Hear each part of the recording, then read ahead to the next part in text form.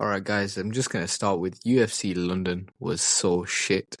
The UFC needs to stop giving us these bad cards. Every single time in the UK, they give us such a bad card.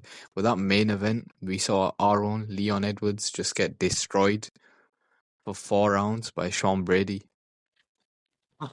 Yeah, it was a mixture of just a terrible performance from Leon and a fucking masterclass from Sean Brady, to be fair. And we knew he was a very strong grappler, but even myself had some like questions, can he do it against the top guys? But he showed like Leon has had difficulties in the past, but to do that to him is still very impressive. Yeah, like if you look at Leon when he fought Usman like twice, like in the last couple of years, and his takedown defense was actually impressive. Like he was doing well. And he even took Usman down a bit. And it's like all that takedown defense and everything he learned, he just couldn't do it against Bilal, even though he ended up on top against Bilal against in the fifth round. But against Brady, it's like he showed nothing. And like he even went for a takedown of his own, which led to him getting battered even more. Yeah, and that was what started the third, and he was actually like landing some strikes there, and then he just goes for the takedown and he goes back into Brady's world. And also started the first as well. Well, just meant the full first round. We saw a bit of striking, and it was a decent Yeah, round.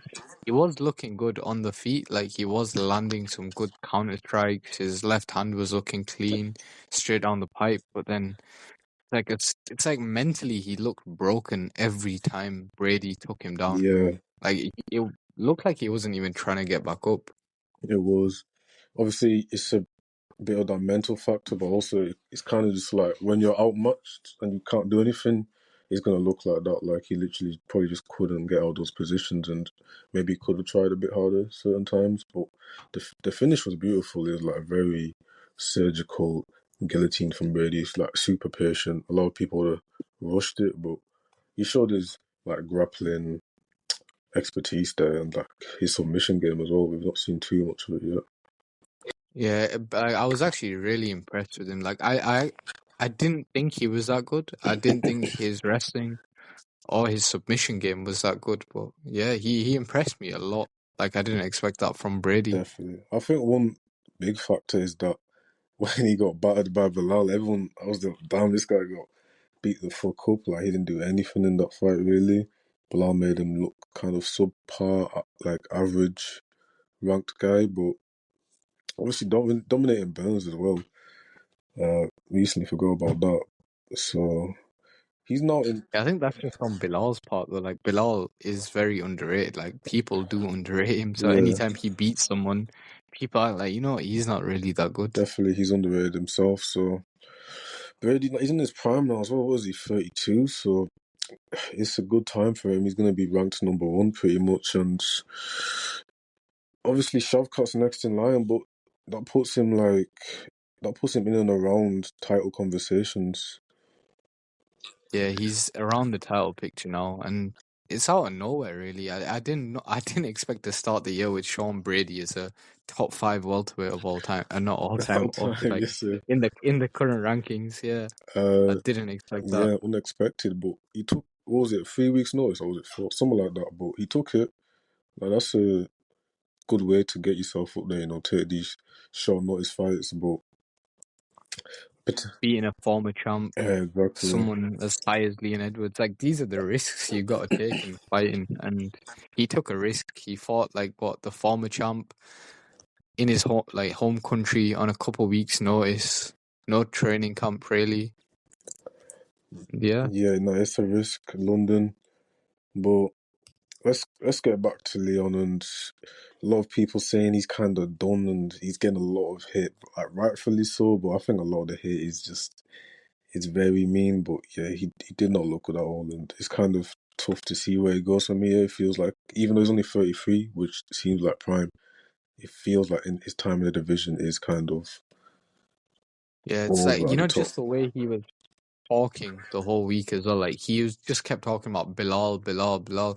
Like that Bilal performance is like really stuck in his head. What Bilal did to him, it's like he can't get over it. Like he just keeps bringing Bilal up, and all week it didn't feel like he was focusing on Brady.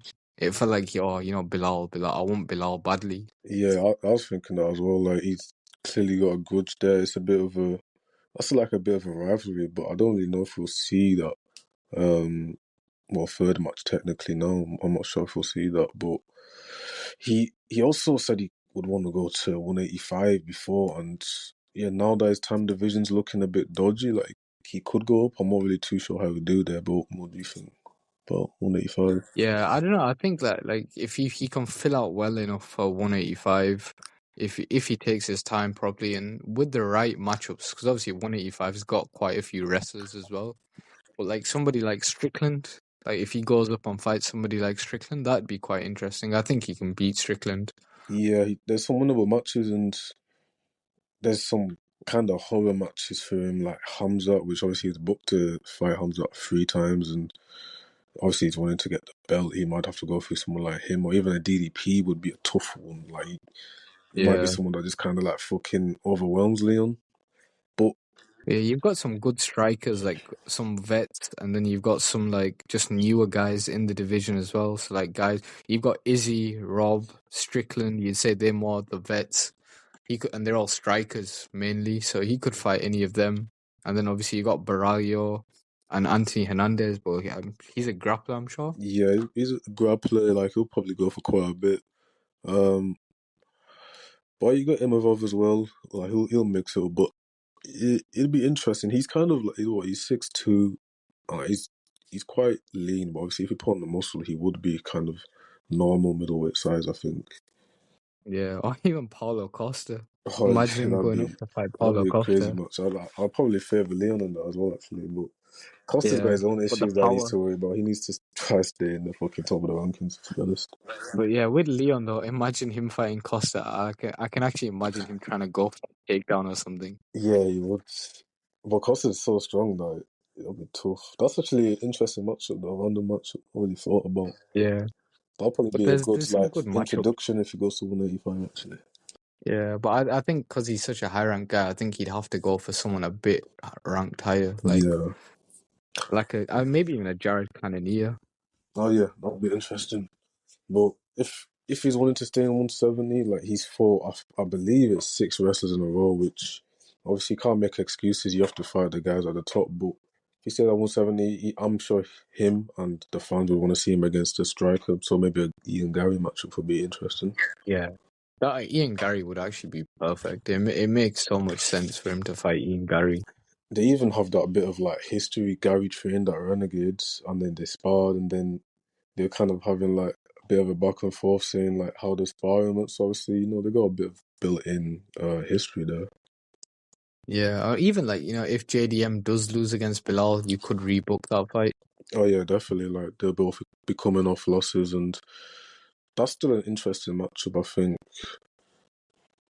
some people may think Leon's boring, but for me, I still find that very interesting. But we'll see how it goes. Yeah, and then for Brady, what are you thinking?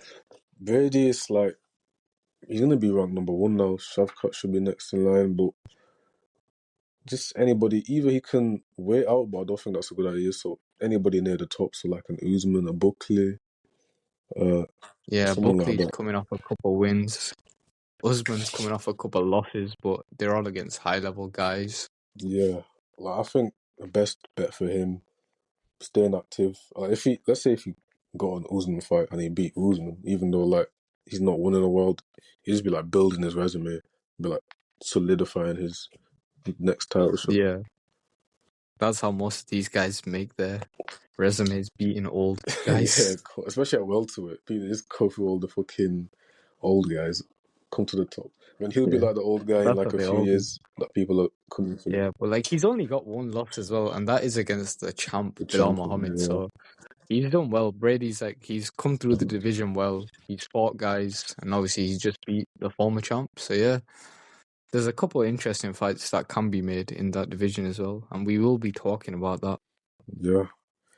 That's pretty much it from UFC London. The rest of the fights, yeah, not the best. There was some interesting performances, like the Lonnie Kavanaugh one and whatnot. But let's just hope next Yeah, time. that Lonnie Kavanagh. He's a good British fighter. Like he's one of our own. We'll hope that he does Yeah, really now well. he's one to watch. He's got good striking, but hopefully next And time. also, So what's up? just now I was just gonna say just a quick shout out to Jan Blachowicz. I think he won that fight.